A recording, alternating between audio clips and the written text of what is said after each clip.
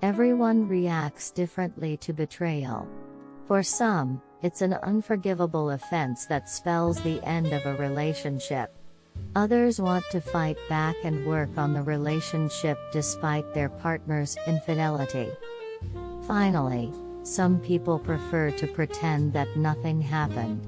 One is Eva, who decided to share her story with us. The woman discovered her husband's betrayal but turned a blind eye to it. My heart broke when I found out about it, and my world collapsed. I didn't make a fuss or demand an explanation because I couldn't talk about cheating. After several weeks of sleepless nights and crying in corners, I concluded that Dave is a perfect husband and a great father despite his side jumps.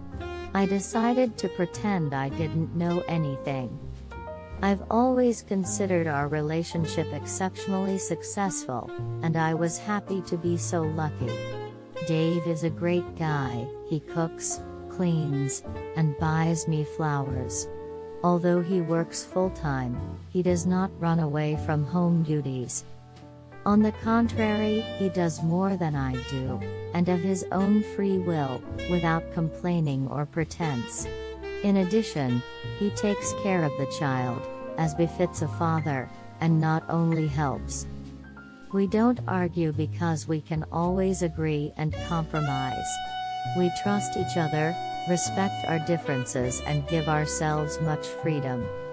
He never had a problem with me going on a business trip or meeting friends, including male ones alone. I didn't feel anxious when he returned late or left for a few days. It never crossed my mind that I might betray him. Well, why? A guy like that is gold, and he was great in bed. I'm sure it works the other way too. I felt important, loved, and adored and never feared his infidelity. We often talked about our marriage, and he always assured me that he was happy and everything was fine with him. My friends envied my fantastic husband, and my parents adored him. I live in a fairy tale until that fateful day. After that, I didn't know what possessed me to check his phone. I regret it because I would rather not know and live in blissful ignorance and full of happiness all the time.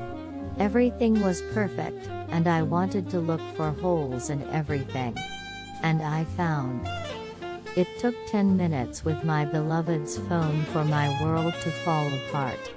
I felt as if someone had stabbed me in the heart.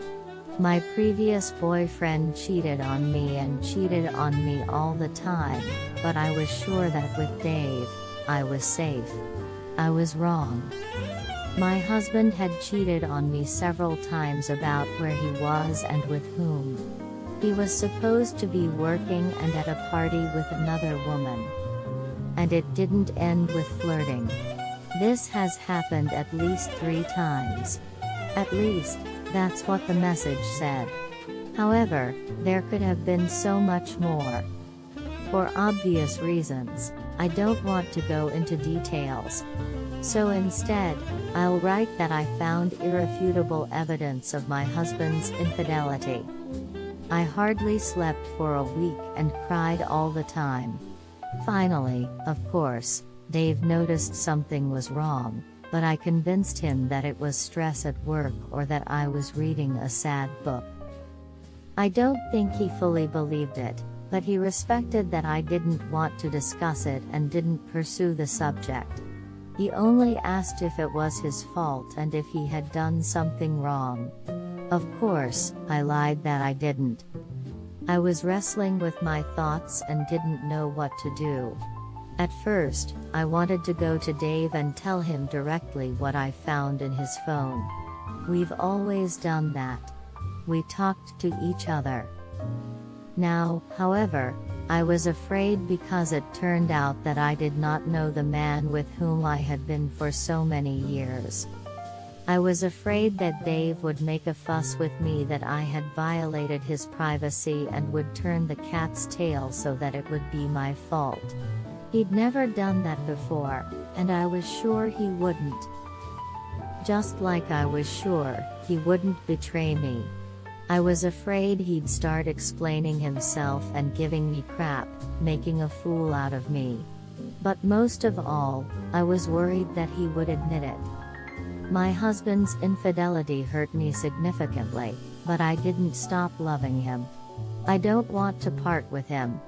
I also don't want him to explain why he was having fun with other women. I'm afraid whatever he said. However, he explained it would only make me feel even more humiliated. I decided to pretend I didn't know anything. I think this is the best solution for everyone. For me, for Dave, for our marriage. Nobody is perfect, and sometimes it's better to turn a blind eye to some things. My husband is a wonderful man. He treats me well, is involved in domestic matters, and as a father, he does a great job. Of course, he has minor flaws, but other than this betrayal, I have nothing significant to fault him. Besides, I love him. And digging into this case would only bring me more pain, humiliation, and fear. There's another reason why I chose not to say anything. I have an advantage now because he doesn't know that I know.